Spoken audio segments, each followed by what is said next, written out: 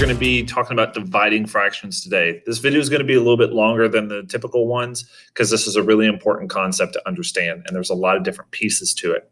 So we'll start something simple. Let's just do 1/4 divided by 2/3. Now, we could divide this out, pop it in the calculator and everything, but let's say we don't have a calculator. We need to write this out. Instead of using the division symbol, what we can do is do something called multiply by the reciprocal. So I'm going to keep my 1/4. I'm going to draw that down here. 1/4. And instead of dividing, I'm now going to multiply. The reciprocal of any fraction is basically you flip the numerator and denominator. So 2/3, the reciprocal is going to be 3/2.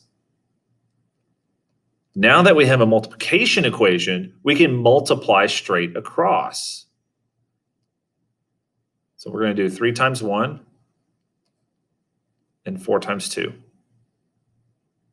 That is what you will get when you divide 1/4 divided by 2/3, or multiply it by the reciprocal, and it's the same thing. The ante a little bit. Let's say we have an equation, 2/5 x plus 7 equals 8.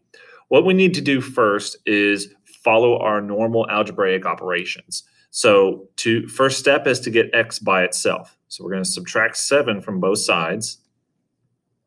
And that's going to reduce to 0. So we have 2/5 x equals 1. Now, we need to divide both sides by 2/5 since 2/5 x is a multiplication.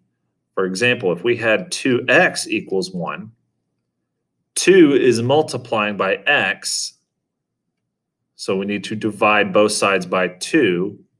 That reduces to 1, and you have x by itself now, and that'll give us our 1/2. So 2 times 1/2 gives us our original 1. Instead of dividing by 2/5 in our equation over here, we are going to multiply by the reciprocal. So what is the reciprocal of 2/5? It's going to be 5/2.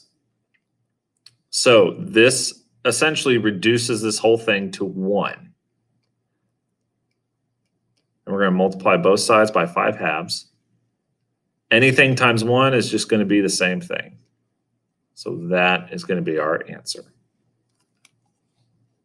A little bit, and this one is going to be, we got 2/5 x minus 7/8 equals 1/2. That is a lot of fractions, but we can do this. We're just going to take it one step at a time.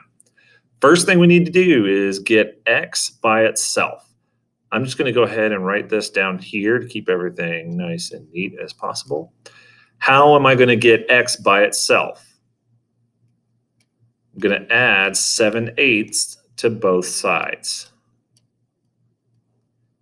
That goes away because it's going to be 0. I have 1/2 plus 7/8. I need to add those together. So what do I need to find first? I need to find the least common denominator between 1/2 and 7/8. That's going to be 8. So this is actually going to be, if I multiply both numerator and denominator by 4, I get 4/8. Does that change the value of the 1/2? No, it's just changing the numbers. So we're going to add 7/8 and 4 plus 7, 11/8, and that's going to go down here. All right, almost done.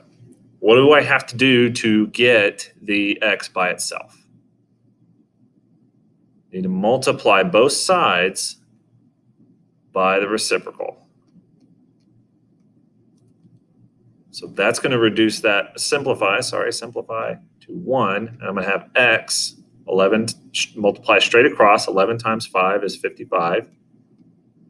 8 times 2 is 16. So I have, my answer here is x equals 55/16. And those are not going to simplify anymore because there's no common factors.